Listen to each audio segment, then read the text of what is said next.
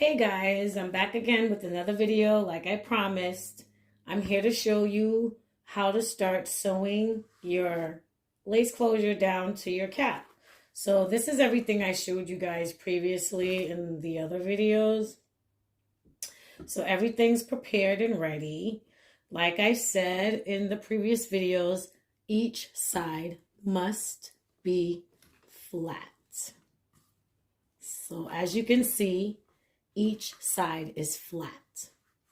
And the reason why we have this fold in the front, because this is a 6x6 lace closure. So it's, it's a good size closure to cover most of the top of your head. You probably can't tell in the video, but yeah, this is a good closure that covers most of the top of your head. So this is why we have this flap in here, is because once the unit is done and you take the wig off and put it on, your head, the top of your head, the dome of your head fills this part out, right? So what I'm going to do, as you can see, I have all my needles over here prepared and ready. It's really more than that. It doesn't even look that much, but it's really more than that. They're just like sinking into each other, but it's easy to come off, trust me. So what I do is I actually start from, I'm right-handed, so I start from the right side, right?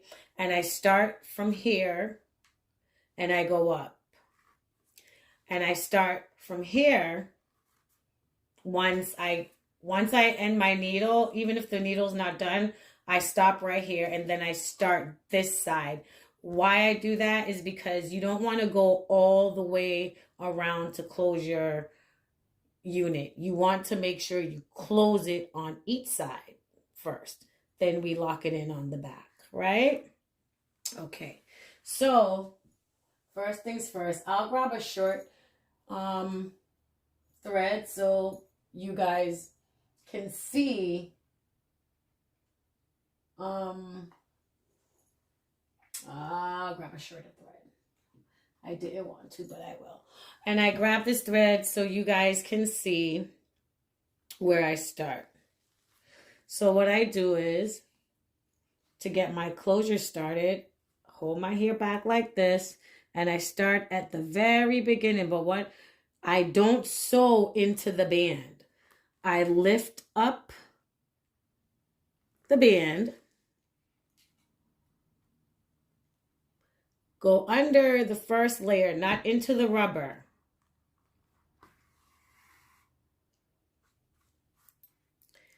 So I have control of my needle right here, of my thread right here, and my needles right here. So it's just automatic for me to do this and hold it so I have control. Do the same thing. And when I sew this part on the elastic, I really don't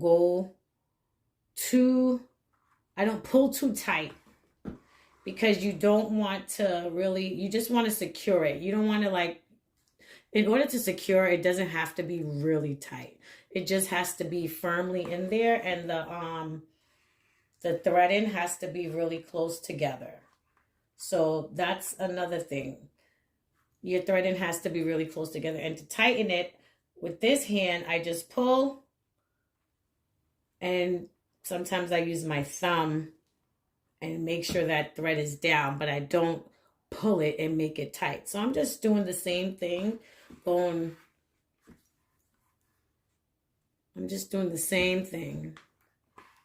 And once I complete this side and I go to this end, I will start the same thing on the other side. Start at the very beginning.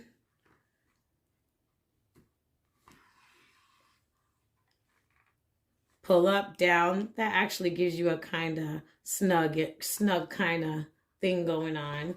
Pull it through, up, down. I usually put it in the middle. Up, down.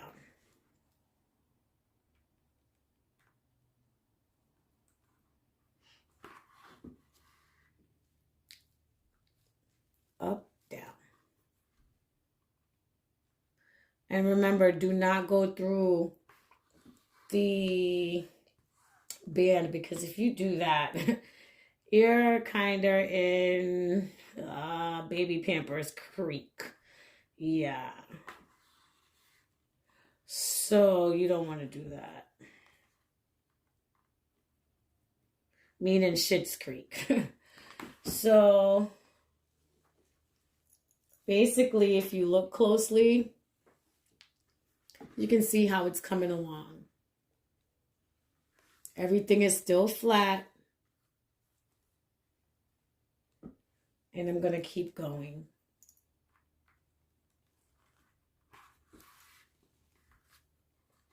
And what this does too, that's why I tell you guys, don't pull it too much when you're putting your lace on, because once you start sewing, you know, it's gonna have a little pull also. So if you're pulling the lace too much during putting it on the mesh cap, as far as just pinning it down, you will lose stretch room when you're sewing. And that can not be too good for your lace. You know, it probably wouldn't last as long because it's just so hard stretched that, yeah, nothing stretched too wide is good, right? We all know that. Anyway, so you see how everything's still lining up so perfect? And I usually use a really long thread, but because I wanted to show you guys the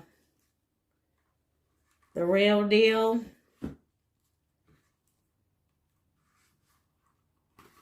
so basically, you know, you hold this. It's easy. You know, you can use your pinky, you can use your thumb, because either one, you're good. It's just whatever comes natural on your hand, you know. So put it through the middle and just take it through.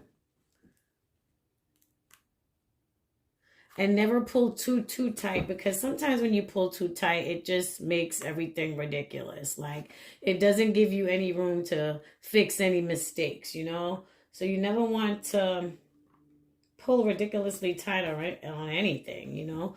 We all want to walk around with a nice hairstyle, even if we have braids, and not feeling uncomfortable because shit's too tight, you know? Your hair can still look good and in place and don't have to be uncomfortably tight. But anyway, this thread is done.